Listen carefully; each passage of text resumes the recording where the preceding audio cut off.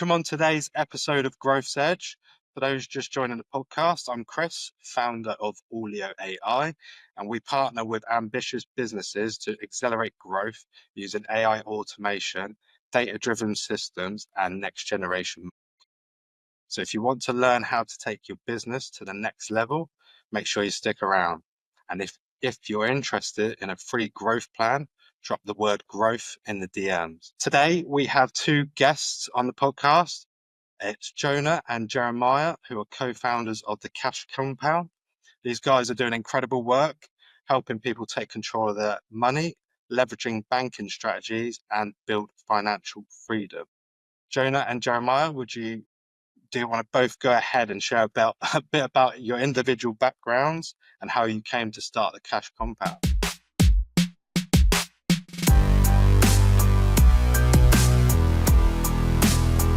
Thanks, Chris. So happy to be here on the edge with you. And when you say backgrounds, well, I mean, we do come from the actual same family. So we're going to have to start it maybe as like adults because yeah, we are real life brothers. And on social, often our moniker and our handle is at the Banking Bros. Yes, So we are helping people with the idea of infinite banking and cash values, utilizing them for financing strategies and investment strategies. But in real life, we're brothers. But I'll start my story as I'm finishing college. I have a mass communication degree. So our financial background starts as adults. Growing up, the phrase was, we can't afford it. So that's all we ever talked about. It wasn't something passed down from our family members to us in the realm of what we're doing now and how we help people gain financial freedom. But as a graduating senior, I'm leaving university and I realized that I'm in debt. Like I didn't think about it while I was in school. Yeah. And so I've got 5 figures of debt, which is a low 5-figure number for most people's standards. I did go to private school, but I realized that I needed a new methodology. And fast forward into the business world, I learned that a JOB must stand for just over broke, because they had me coming back on Monday. I ran out of money over the course of the weekend. So then I got into the entrepreneurial world, and that entrepreneurial world really was the eye-opening moment. Now, instead of one job, I've got 100 bosses, right? I'm trying to have clients. I'm trying to do bookkeeping. I'm trying to hire. I'm trying to figure out how to do marketing. And that was the beginning stages into realizing that there were some different systems out there, not just haves and have-nots, but different systems that I could have been following to get me to where I really wanted to go. Yeah, I'll jump in now if that's all right. So I'm the younger brother. I was going to say the little brother, but I've got him by a few inches and a few pounds, to be honest with you. But my kind of financial prowess actually and entrepreneurship started after school also. So very similar story growing up. I can definitely remember older brother and parents like listening to some of the financial entertainers out there, listening to the radio shows and reading the books and attending maybe a conference or two. But because I was younger at the time, it really didn't apply to me, kind of just in one ear and out the other over the head type of thing. So right out of school, I went and got a job at a bank, actually. I was working at a banking institution that we have in our town here in the States. And that was actually really eye-opening for me for a few reasons. I was mentioning to somebody actually recently who asked about it. At that place of employment, I was able to get access to lots of people's bank accounts. As simple as that was actually really educational. I started to realize where people spent their money. I can remember even one point telling you, right? I was like, why does everyone spend $3.21 at Dunkin' Donuts? I can't figure it out, but it's so many people. It's got to be 80% of the customers. I see this transaction. And that was not something that I used to spend money on, or, we just didn't grow up with very much. So luxury like a daily coffee or something like that that wasn't in our wheelhouse. So when you're an adult now and you're seeing it on everybody's transaction, right, you start to realize what in the world's going on, and what is it that good? Does America really run on Dunkin'? I have no idea what's happening. Well, after a few years of being at the bank, I decided to give that up. Really wasn't for me. I didn't love it. And so I wanted to transition into insurance. So I started for a reputable company down here, started selling home and auto insurance. And I like that a lot better than banking, but still not really my calling. But in home and auto insurance, I got another perspective in the financial kind of industry, in the financial world, right? I started to see what people value and how much people pay for insurance, and then the claims aspect. Anyway, I started to see a lot of that. And at some point, a lot of my colleagues were leaving kind of home and auto, and they wanted to jump over to life insurance. And I thought to myself, you know what? I do like insurance, and I like insurance a lot better than banking.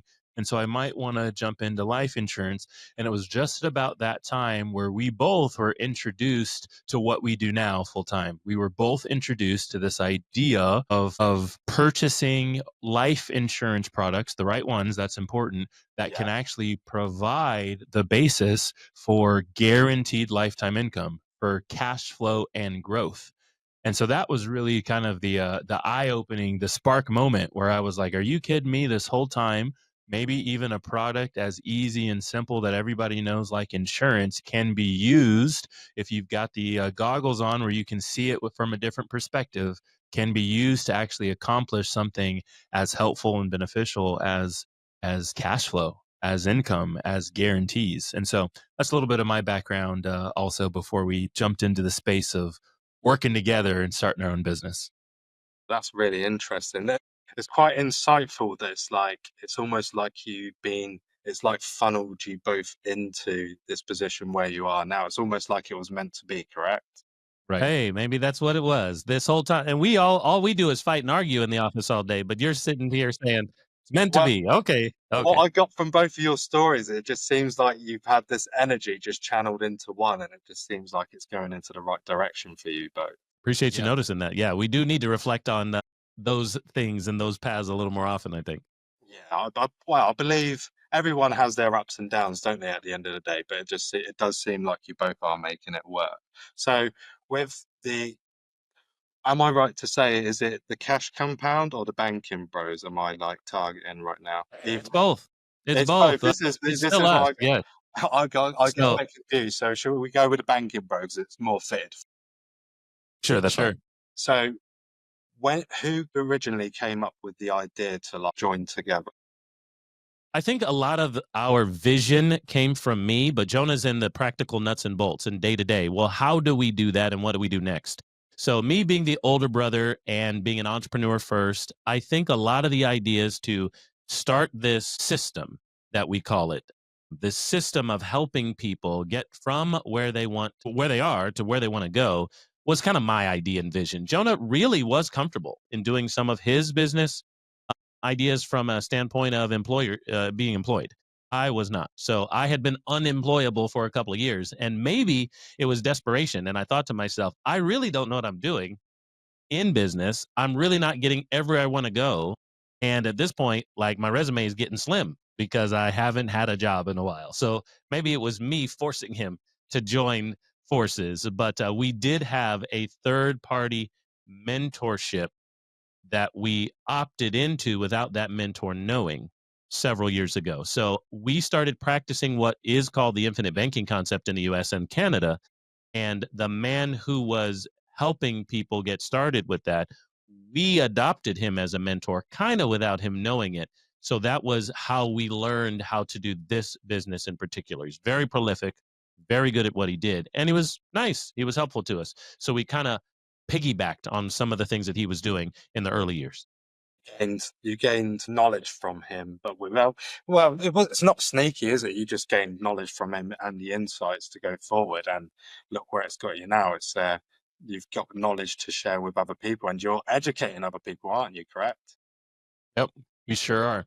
Yeah, I was going to even say to your last point in question, there was even some big steps that happened in there. So maybe the end of the year 2017, this mentor that we adopted kind of said to us that he was going to step out on his own and kind of do his own thing, and was interested in if we wanted to come along. Basically, do you want to work with me and for me?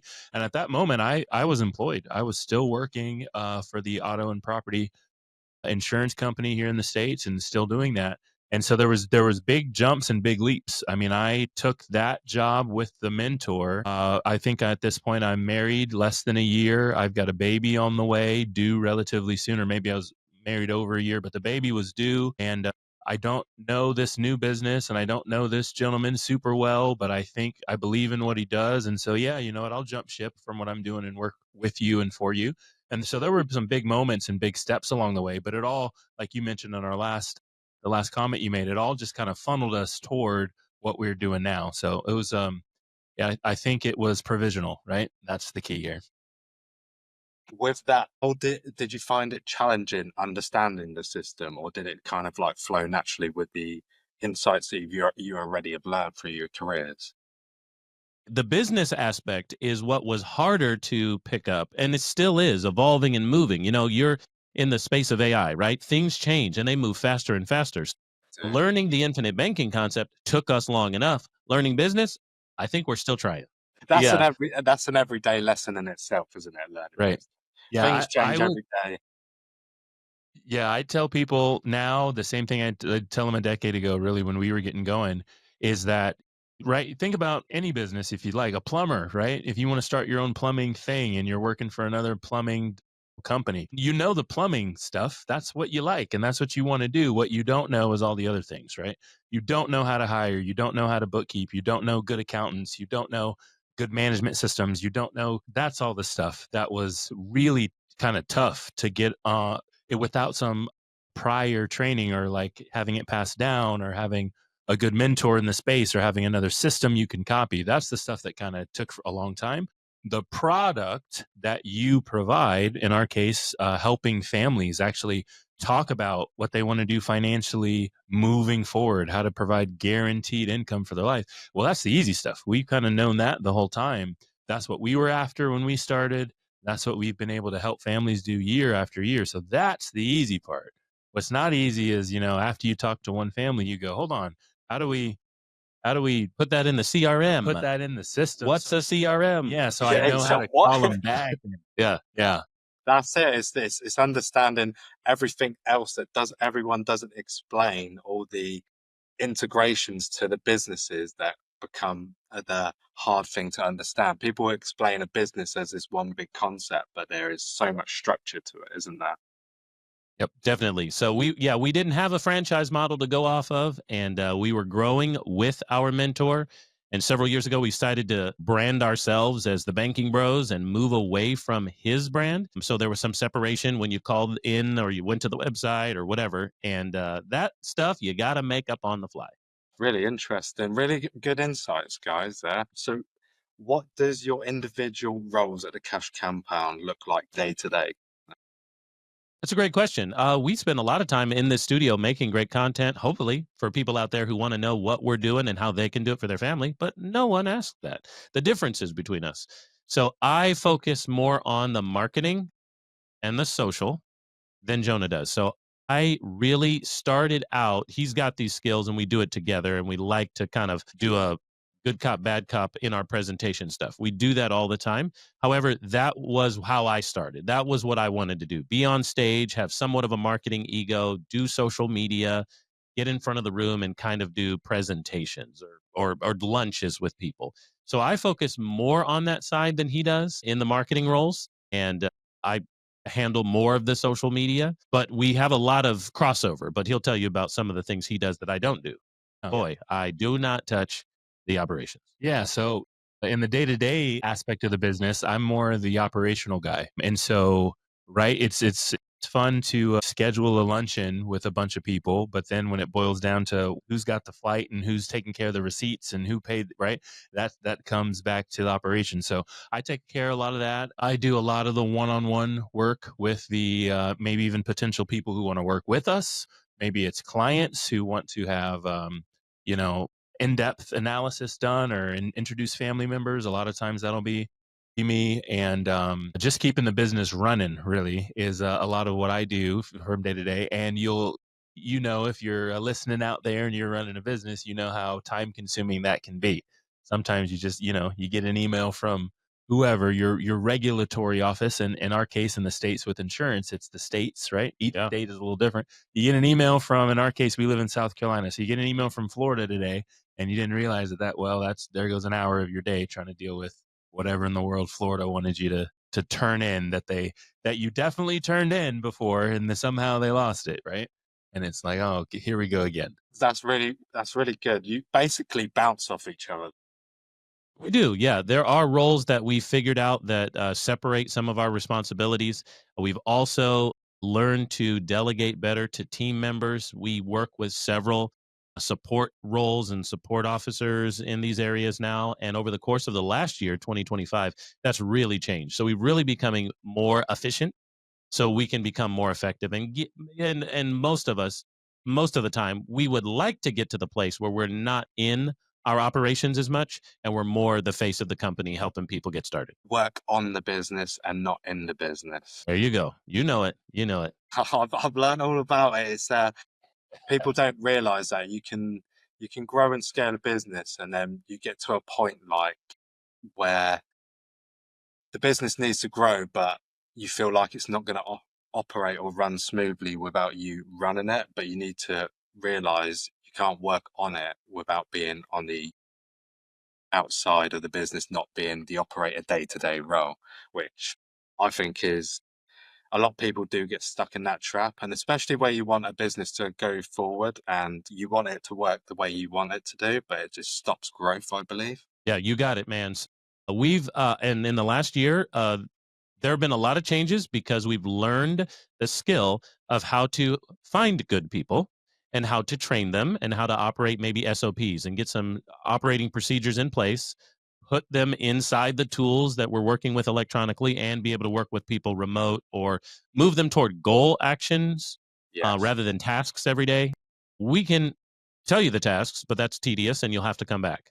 But if we can operate in goal mindsets, end of day, end of week goal mindsets, then people can get busy and they can report back to us in a meeting structure that we never had until this last year. And they're reporting to us problems, concerns, and how to move forward. It's really changed things on an operational side, so we can get back to helping free families from that financial failure they don't know they're in. Exactly. You're working on the systems and the structure in place so you can focus on the client relationships. That's it. Yeah, as someone out there who's listening and thinking about starting a business or recently started a business, that's a big nugget here. That's a big piece that you should take with you, if nothing else, from this episode, which is learning how to find good people will save you a significant amount of time and energy in your business. And like you, I mean, very similar to what you said, sometimes you really feel like, well, if I'm not working in the business, it might not go as well. And the people that I've got around me aren't as qualified or don't know it as well as I know it. And that can be very detrimental to this growth and scale of your business. You've actually got to find good people. You've got to, just as good as you, if not better than you, so you can focus on what grows the business and allow them to run it. And so that's a big piece. If you're out there listening and you're just getting started, write that one down. Right now, I'll give 2 book recommendations on that thought for anybody out there. It's not our books. We're not authors yet, so we're not going to sell anything to you. But Who Not How by Dan Sullivan and Dr. Benjamin Hardy is a classic, but it's new. It is only about 6 years old or so, I think, and it is already a classic. Who, not how. We always want to ask how to get something done. That's a natural question. It's the natural wrong question. It's who can get this done? Who knows it better than me? Things like that. And the second book is by one of their students. His name is Dan Martell, and it's called Buy Back Your Time. And he talks about the theory of 80% done by someone else is 100% awesome. So buy back your time, find good people to help you with those systems or tasks or whatever, troubleshooting, and move on to better things yourself. Interesting. I might have to buy those books myself, I'll be honest. I've never heard of them, but I might, I think I'm going to have to buy them myself. I'm doing a lot of reading currently, so. Maybe they haven't made it across the pond yet, so we're now letting you know. You got to get it started over there in the UK. We'll have it in the pond by no time, especially when we put the podcast up. I think there you go. There'll be some good visibility. So, guys, what trends are you noticing in your industry right now? I think one is pretty obvious. Well, there could be a lot of different things. Trends, of course, there's AI trends, right? How in the world can we take the information that is actuarial science, guarantees growth and predictive cash flow in the future, and how can we model that into something we can see today? So Nelson Nash, the founder of the infinite banking concept, talks about the seen and the unseen. We're dealing with actuarial tables, cash value growth guaranteed to happen throughout people's life, but numbers on a page don't translate into what you want to do to grow a business, how you're going to handle your family, financing that you need to do, investment opportunities. You don't see that on paper. So AI helps those numbers become a little bit more realistic when you model them out, and not just in charts. So they're called illustrative or amortization tables if you're paying stuff back or taking loans, but it helps people model predictive cash flow in the future or for retirement or things like that. So that's one thing. And it also, with us, of course, we're reaching out to people utilizing better tools. We're reaching out to people utilizing AI, predictive science, assumptions, and things like that. So that helps us with the marketing, obviously. Yeah, I was going to say one of the things that I've seen that's like trend in our space where we are is actually more on the personal level. I've seen a big trend in people who want more control over their finances. They're realizing that the systems that are in place in our country specifically are not really set up to see them win very well. And right now, because we live in the information age, it's almost, especially my generation, I'm a millennial, the generation right underneath me, Gen Z. Did I go the right way? I think so. Millennials, then Gen Z. I'm too old to remember. Right. They're just letters. I can't remember the order of well, I mean, I know the order of the letters, but didn't it go from Z to A? I don't know where it went. Anyway, what I've noticed is that people want more control, right? Some of the systems that have been set up in place, they've been following them or they watched their parents or grandparents follow them, and it didn't actually work out the way that they thought it was going to work out. And so if you get to see that as a 30-year-old, 33-year-old gentleman on this podcast recording right now, if I can see my parents, my mom in her 60s, and I can see that where she's been putting, placing, keeping, storing, investing money is not panning out or working the way that she thought it would, well, now I know to do something different at 33. Does that make sense? And I think we've got an entire generation of people now, millennials and under, that are looking at the older generations going, it didn't work. It's not working. And so what that means is we are in the era right now of side hustles. Side hustles like crazy. Everybody's got one. Everybody's doing something on the side. Everybody's driving Uber or Lyft or delivering DoorDash. Or what do you guys have over there? What's it called? You guys have DoorDash and we got Uber Eats, we got Deliveroo. Yeah, there you go. Yeah, we've got all these. Exactly. It's like this side hustle thing, right? And again, there's people that do it full time, but most of the time it's to generate additional and extra income. And so a trend in our space right now is people who actually just want to do something different, but they don't know exactly what it is they want to do. They don't know. All we have is what not to do, but we don't actually know what to do.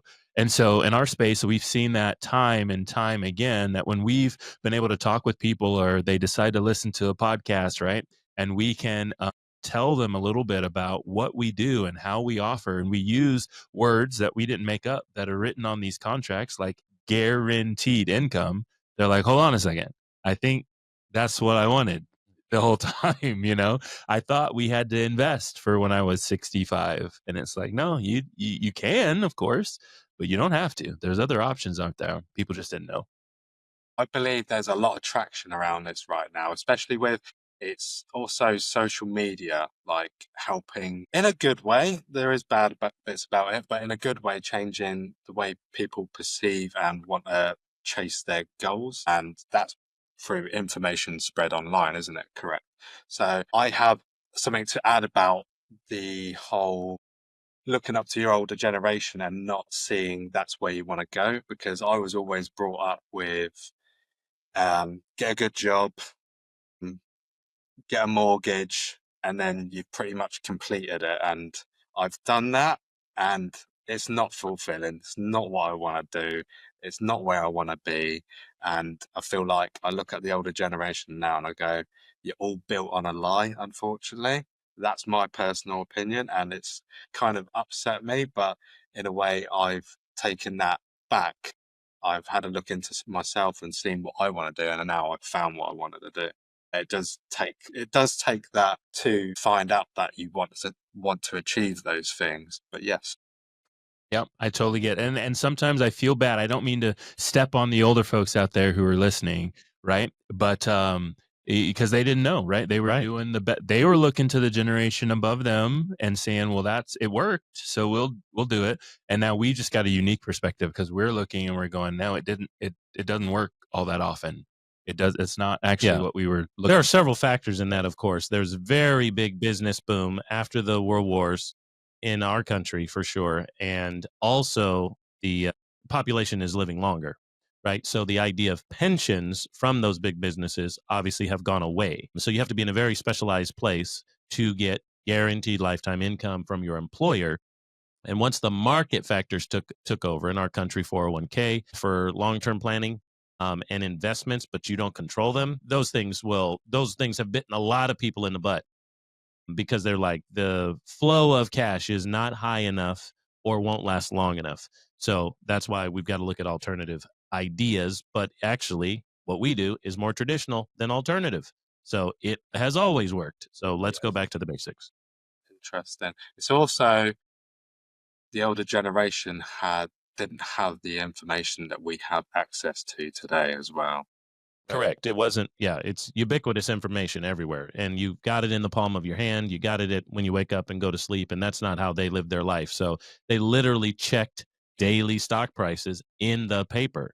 I used to look at it. I'm old enough to remember that it was in the paper once a day, wild. And now you can check it by opening your phone. Real time. It's insane, isn't it? If we really grasp the concept of that is insane how we progressed. Would we say that's 20 years? I'll say that would be 20 years. 20 years, that's a very fast advancement, I think. You got it. That's right. You told me something the other day. You said something about, was it AI specific or was it just technology specific? It was a time frame that they're saying it shrinks. Oh, yeah. So I'm not sure what that theory is called. Maybe you've heard of it. Some of our listeners definitely have. But every 18 months, everything doubles. Speed doubles, size compacts, or whatever. So it's that idea that the technology moves faster and can double in processing speed, or gets half as big or something like that every 18 months. It's almost like. But now I think with AI, it moves way faster than that, which is really crazy. I think that was prior to the internet revolution. It was 18 months. So who knows now? 18 minutes? I don't know. Yeah. I believe it's going to be very fast from here on out. What we're seeing now in the tech space and the AI space is there is some new AI tool or some new advancement that's coming out every day. But I have been reading that we are almost at a peak with AI. You'll have new solutions coming out, but it's got to a point where we might not be able to go further with AI and it will become quantum computing. That's the next step up. Yeah. Now we have AI, we can use AI to help out quantum computing. And this is where it gets so complex and scary. This is one field I'm looking into and I kind of enjoy because I like advancements personally, but it is also one to be worried about at the same time. Yep. I'm with you, man. I read about it and I go, man, one day I'll understand it. But for right now, I'm gonna keep trying to help families move forward with their finances. We'll keep this on the plate for the back burner for next time. Yes, sir. So what's working well for you guys right now and what's been frustrating? Yeah. So you mentioned social media. Our bread and butter for the last 4 or 5 years has been social channels, several of them. We're on FB, TT, IG, YT, and LinkedIn. So they all rhyme for us. So we're on all those channels at either the Cash Compound or the Banking Bros. Just look up whichever one you like and follow us. But and after 200,000 plus followers, with a heavy concentration on TikTok, really got us thinking about moving quicker in those areas because the content was easy to produce and a lot of people were following, right? TikTok surged through the pandemic and we were there. We were at the right place, telling a right message in a way that resonated with people. So very thankful for that. But now some of those responses and consumer habits have changed. Not everybody clicks on every link now. Everyone's kind of figured out that there's lots of links to click on. So we're being more strategic and targeted. Right now, at the end of fourth quarter 2025, we're working on a new webinar series. Very excited about that. So we've employed and contracted some folks, and webinars aren't new at all. But for us, we were doing ones and twos. Now we've got a webinar system that we're putting in place on our platform, CRM, connected to our website, all those things, so we can at least get interested parties who've seen our social media short form stuff from 1 minute to 10 minutes on YouTube. And they're joining us for an hour plus conversation on webinars strategic for their family and financial situation. Very excited about that. Even though it's not new, it's new for us. And we've been busy making money and helping families for years not doing that. So we're very excited about something that's kind of tried and true for the last 10 years, webinars. Interesting. So you're basically branching out into all areas of marketing by the seams of things, which is exactly what you want to do. You want to see what works, what doesn't, and then double down on it. And that seems like what you're playing out now. It's very cool to see. You've got it. Because of webinars, you got to get better on your email campaigns, right? So you got to have people opt in. You got to have people know that it starts in an hour and all those types of things, right? We've all used them in our businesses. If we work for big companies, they use them. If we don't work for big companies, we probably joined 100 webinars. So we're doing that now. So our CRM system is tagging people better, helping us understand who we talked to last time. Like we said, we were going out at this guerrilla warfare style during the pandemic. Yes. Worked out fine for us. We made money. We learned what we needed to do and not do.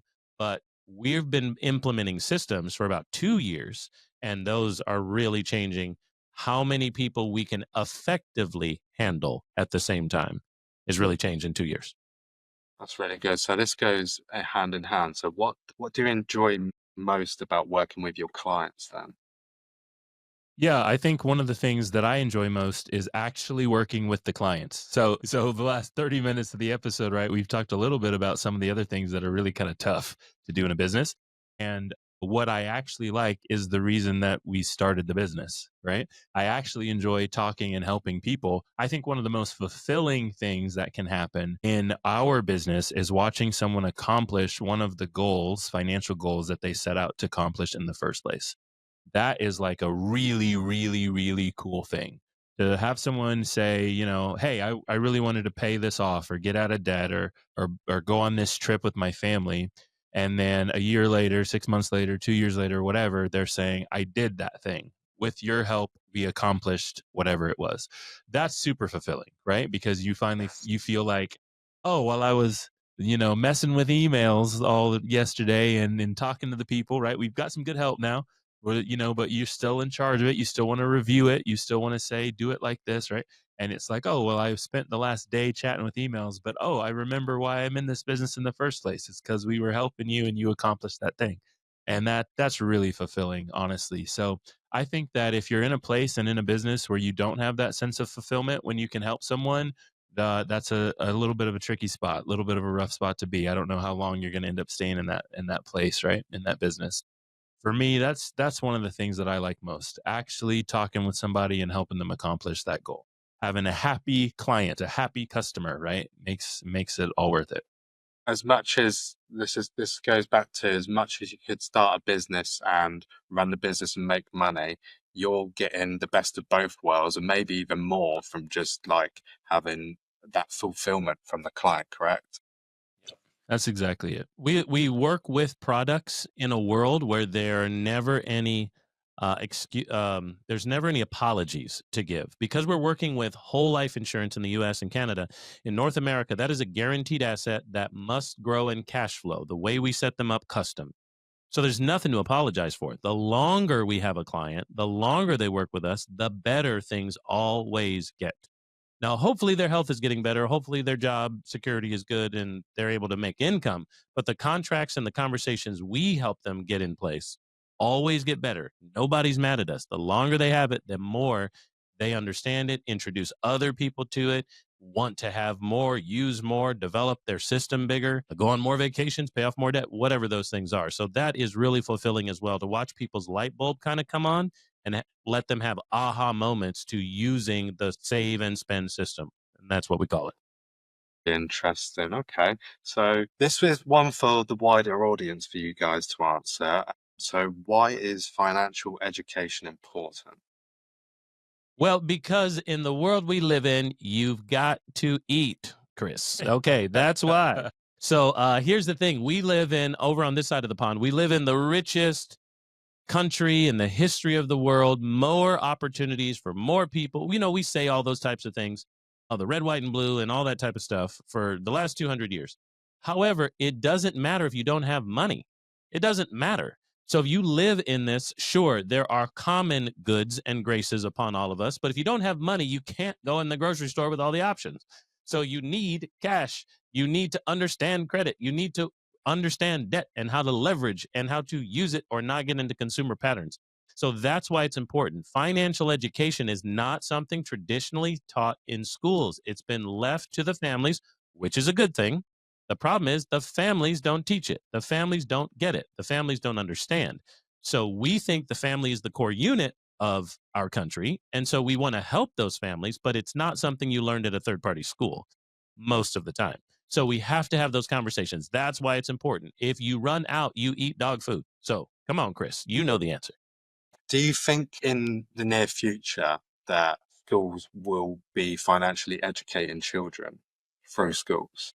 I do think so. We're working into a new era of everything because of technology, because of people's debt problems, because of our country's debt problems, actually, as well. So, yes, there are going to be some returns to that because our parents and grandparents' generation did have practical apprenticeship type programs. They talked about consumer math a lot more 30, 40 years ago. They talked about wood shop and home ec and all those types of things. So I think there's going to be a remerging of that. There's a lot more people like us and other groups that are partnering with schools, districts, and alternative programs to like teach some sort of curriculum. So yeah, there's going to be some for sure.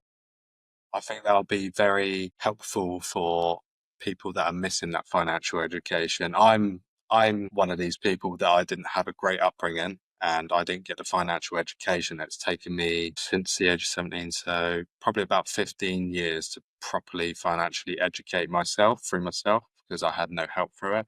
But that learning curve has been like an emotional roller coaster throughout the whole journey. And there's still things that I'm only learning out today. Like for example, is that I didn't realize I can use the equity in my home.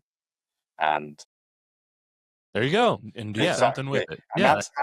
that's financial education. That's learning about handling your finances. So this is why I think it should be pressed on a little bit more for people to want to financially educate themselves as well. Yeah, there are a lot of people who are realizing, like Jonah said, the generations that have come after us. We're both millennials. I'm at one end, he's at the other, that are realizing that the path to financial security or wealth building is probably not in a traditional job and a white collar situation. And you may have to go into debt 5 figures or 6 figures to get there with traditional schooling plans for secondary education, right? University education. So that's not cool. Or how in the world Mr. Beast makes all this money on YouTube? I want to do that instead. Yeah. So yes, you're exactly right. The idea behind these areas, they're areas in terms of educational expenses, consumer expenses, houses, cars, Netflix, investments, taxes, all of these things. It's like, wow, these things run my life in a good way or a bad way. But that's not what I remember them talking about in school. I remember something about the Pythagorean theorem and 3.14. Like, what were we talking about? Because that's what I remember, 30 days has September, but that ain't helping me. I'm broke. No, 100%. That's all I remember learning is numbers. But numbers is good at the end of the day, but it's not some of the financial education that we probably need going through life. You got it. So looking ahead, what excites you about the future of the cash compound? Yeah, I think one of the biggest things that excites me is to actually in order to look ahead, answer your question, looking ahead, what's one of the things that most excites me? I think in order to do that effectively, you've got to look behind you, right? And look at how far you've been able to come. So one of the things that I like most is where we are now and the trajectory of where we are headed. Does that make sense? I think looking into the future, you can always have lofty goals. Well, we want to accomplish this. We want to earn X. We want to help this many families, whatever it might be for you and your business. And we have those goals too, that we want to do all these things. But I think you've got to take a step back and just look at where you started from to figure out, you know what, we've done and accomplished a lot up to this point, which is amazing, which means if we continue on the path and continue getting better, we'll continue to accomplish. Right. And I think that's most exciting. I don't personally like to put some big shiny object in front of me that I'm running for. I would rather say consistent daily activities, everyday work is accomplishing the goal that I set out to accomplish. And so that drives the fulfillment, as opposed to, you know what, a 7 or 8 figure, year or lifetime would be amazing. It's like, well, what happens if you miss it? Did you fail? Was your last 10 years or 20 years of business a failure? I don't, in my opinion, I don't like it very much. I'd rather say the things that I do daily are the things that bring fulfillment, the things that are putting me on the right path, and therefore we are moving the right direction. Interesting. That's about showing up daily and executing. Yep. Very, very Now, right. that reminds me of a book out there, The Gap and the Gain. Same authors. So Dr. Benjamin Hardy and Dan Sullivan, The Gap and the Gain. So we have a tendency to see the gap between here and the horizon, where we want to go. But the horizon isn't something you ever get to. The horizon is always the horizon. So you have to also look back to see how far you've come or progressed, even at the end of each workday. So that can be helpful for all of us and entrepreneurship. I might have to read that book myself then. There you go. You got 3 books now, I've Chris. got 3 books to read. I've got a lot of reading to catch up on top of everything else. Gaining insights from books and the wisdom that's shared through us out the lifetime is vast. So I feel like a lot of people forget that you can gain a lot of wisdom and knowledge through books and reading. Yeah. Well, that's because we all avoided them in school. We all avoided the books. And now I've read more books outside of school. I was in school 20 years. I'm out of school 20 years. And I have read 10 times the books since I've left school. In school, I was trying to keep myself from reading them. I think when you're younger, I don't feel like we have that mindset to want to read. We're trying to still figure out the world as well. So when it's pressed on us to read more, we're not that interested. But as you get older, you realize there's a lot of wisdom and knowledge in books. So it makes you want to read more. I think at the age of 30, when I turned 30, that's what made me want to read and learn more. You got it. Well, at 15, my body didn't hurt after the end of a soccer match. So I didn't want to read. Now I'm like, ooh, I'm going to hurt real bad if I go play. So maybe I'll just read. Yeah. As we come to wrap up the podcast then. So this is a good question to share with our audience. So what's the biggest lessons you have both learned in your journey that has helped you become who you both are today? Choosing the right team and choosing the right path can make all the difference. So I'm a big fan of the 80-20 principle, and I just paragraphed and pirated something off Richard Koch, the author of that and the founder of that principle, the 80-20 principle, or the Pareto principle, which sometimes is referred to as the 90-10. And choosing the right game to play in the first place can make all the difference. See, now that we have children, there is a second generation in our households that are learning the steps to take and to continue for guaranteed lifetime income, for cash flow, no matter what happens. They don't need to be as smart. We picked the right thing. So they don't have to learn everything. They don't have to start from scratch. We're building something that can be passed, left on, knowledge that can be transferred. And the good book says that a rich man will leave an inheritance for his children's children. So one of the things, oddly enough, is spend some time, maybe as long as the time you need, to figure out the right game to play in the first place and the people to team up with. So you don't have to bounce from thing to thing to thing and never get any traction or leverage.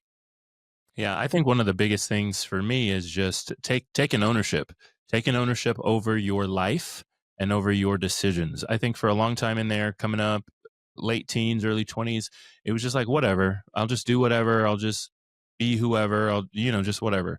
But I think as I gotten older too, right? And it could have been turning 30, like you said, it could have been having a daughter who was really helpful. But I think it was just take ownership. Listen, your life is going to continue as long as it does. As long as you're alive, it's continuing, right? And the things that you do day to day are the things that you decide that you'd like to do.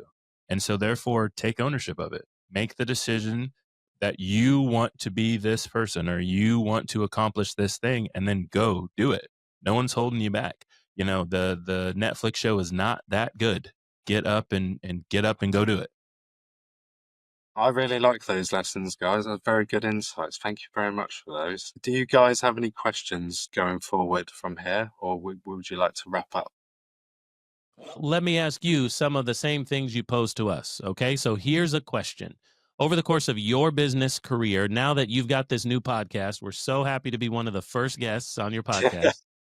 Okay, we've gotten taught this question through our coach. We've got a coach in the last couple of years. Great dude. I've known him since school, and he's posed this to us a few times. So over the course of the next 3 years, here's the question, Chris. We got 3 years. Let's say you get busy, you blow things up, we blow things up, we go make messes, we go have successes. But 3 years from now, we come back and we see each other, maybe for another reunion episode on this podcast. That'd be great. And we ask you, Chris, how are things going? And you say, the Banking Bros, I tell you, fellas, it's great. It's the best ever. Everything's working out. I'm telling you, I'm living a wonderful life and business is good. And we go, perfect, great, wonderful. We don't even want to be your friend if it was terrible. So glad you said yes. And glad you said good. What happened? What happened in the last 3 years? What has to happen in the next 3 years for you to be like, everything is on track, going the way it should? I have to get up, execute, and be consistent. I think that's what's drilled into my mindset personally. And for me to go forward, that's what I have to execute on, is to be All right, consistent. now, it's easy to say, right? But a problem well stated and well thought out is half done, or whatever thing I'm butchering and plagiarizing there. But it's 1,000 days of execution. So we have to do the same thing, right? In lives and business and health and family. But we wish you that success as well for the next 1,000 days. Thank you very much. I wish you guys that success for the next 1,000 days. And I think we should maybe even book that next call in 1,000 days' time, because that is something to look forward to in 1,000 days' time. Love it. Yep. We're ready. We'll be back. We maybe won't be in this room. Maybe he'll be fatter and I'll be stronger, but we'll be here. Maybe the podcast will be even in person. There we go. Love it. Hey, we're coming to you. We've been in the US long enough. We'll come see you, man. Looking forward to that trip. Have you guys ever been to the UK? Yeah, we have. And I've been to London town right there, close enough to get my Cockney accent for just a couple of days. And I really enjoyed London. So, yeah, but other places in Europe for sure. We've been all over. Well, that's all we have time for today. I'd like to say a big thank you to the Banking Bros for joining me. And if you want to find more about them, I will leave a link in the description below. Now tuned to the Banking Bros. Said we couldn't make it, drink or settle, this the life we chose. Gave a lot of game, we never got a lot of things. Bow your head and say the prayer, we taught you how to be the bank.